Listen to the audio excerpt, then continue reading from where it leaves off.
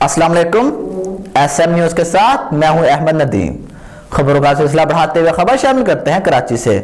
कराची के इलाके मेन संदर चौरंगी के करीब गारमेंट्स कंपनी की खड़ी हुई बस में अचानक आग भड़क उठी, जिसने देखते ही देखते बस को अपनी लपेट में ले लिया।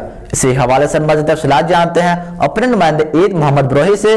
जी मोहम्मद ब्रोही, आगाह कीजिएगा। जी बिल्कुल, आज बरोज पीर तकरीबन पौने 11 बजे के दरमियान मेन सिंगर चुरंगी के करीब खड़ी गारमेंट्स कंपनी के बस नंबर JA 2536 में अचानक आग भड़क उठी। वाक़े की इत्तला मिलते ही ट्रैफिक पुलिस के एहलकार, इलाका पुलिस और रेंजर्स के जवान मौके पर पहुंच गए, जिसके बाद फायर ब्रिगेड की गाड़ी तलब की गई। फायर ब्रिगेड की गाड़ी के पहुंचने पर आग बुझाने का अमल शुरू किया गया। फायर ब्रिगेड के अमले की कोशिशों से आग पर काबू पा लिया गया।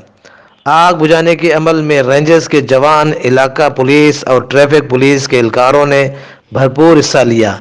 इस हवाले से पुलिस का कहना है कि खुशकिस्मती से कोई जानी नुकसान नहीं हुआ और वाक़े की तफ्तीश की जा रही है। बहुत शुक्रिया तफसीलात से आगाह करने के लिए।